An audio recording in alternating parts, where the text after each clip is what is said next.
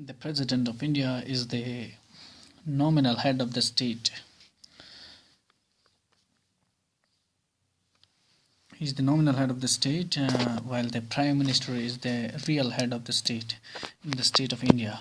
This is in contrast to the United States of America, where the President is the real head of the state, while the Prime Minister does not have such importance.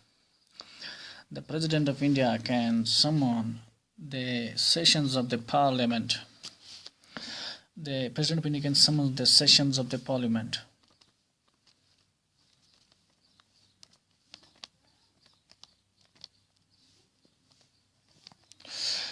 He can summon the sessions of the Rajya Sabha and the Lok Sabha.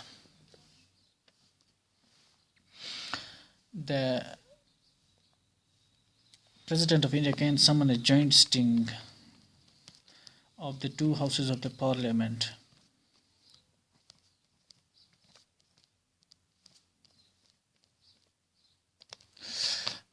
In many cases, the need for a joint sitting arises, and this has occurred a few times in the history of India. For example, when the POTA bill was passed, Prevention of Terrorism Act bill had to be passed, a joint sitting of the Parliament was required. The President of India has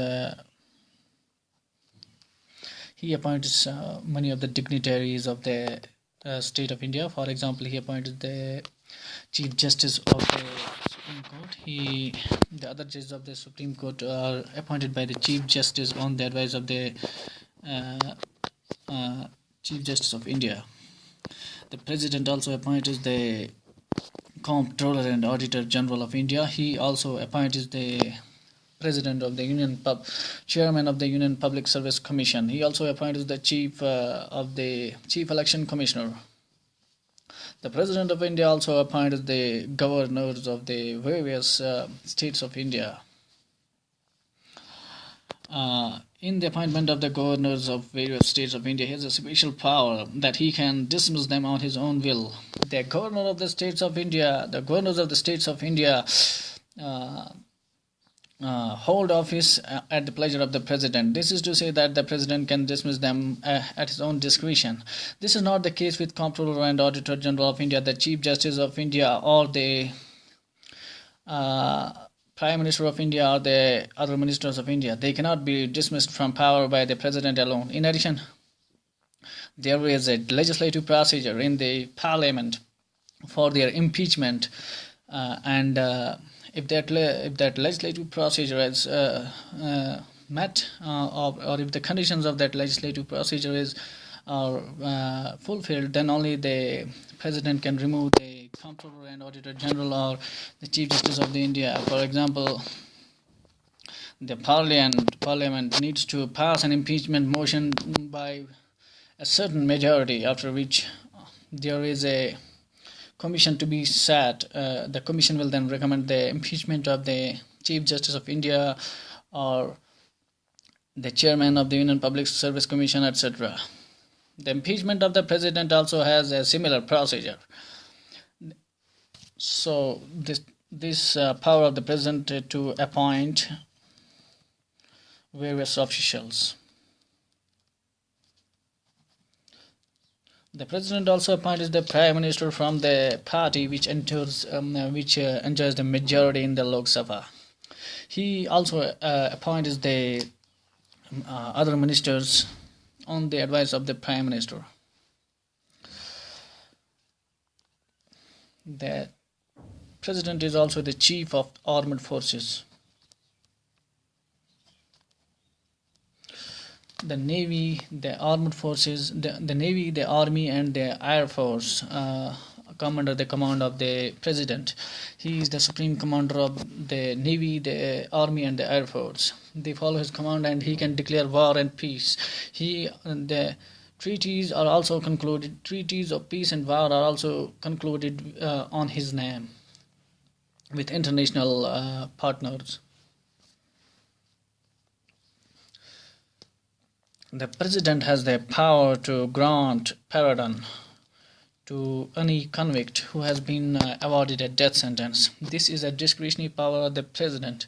He can award a pardon, and all the judicial process is nullified by his grant of pardon.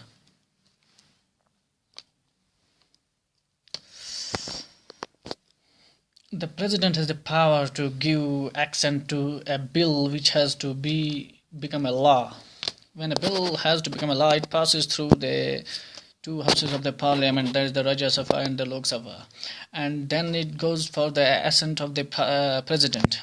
If the president gives his assent to the bill becomes a law. If he does not give his assent to the bill does not become a law. If he withholds his assent, he can send back the bill to the parliament for reconsideration by the parliament. But if the parliament passes this bill this time after reconsideration, then the president has no option but to sign on the bill, which then becomes a law. This is called a suspensive veto. This is called suspensive veto power of the president. In addition, the president can also initiate another action on the bill. He can just leave the bill on his table and take no action at all. This is called pocket veto, and this prevents the bill from becoming a law. The President of America also enjoys the absolute veto, which is not enjoyed by the President of India. These are the powers of the President of India. The President of India is also elected by an electoral college which consists of the Rajya Sabha, the Lok Sabha, members from the legislative assemblies and legislative councils of the states of India, and then a specific formula is used in the appointment of the president by proportional representation. The President of India has many other powers. For example, in case of emergencies, he can declare emergency. He can declare emergency on account of the external aggression or internal rebellion in any state of India or in a few states of India. He can declare this emergency in a few states or in the whole of India. He can also declare financial emergency in the state of India under Article 360. Under Article 352, he can declare the general emergency in the state of India. The Article 356 talks about the president's rule in a state of India. It occurs when there is breakdown of constitutional machinery in a state. This has been misused by many of the governments of the past. The implementation of the president's rule has been misused by the Congress party in the 1917 and then by the BJP in the 1980s. So its use has to be restricted, and it is advisable to restrict the use of the Article 356. These were the powers of the President of India, and all about the President of India in a gist.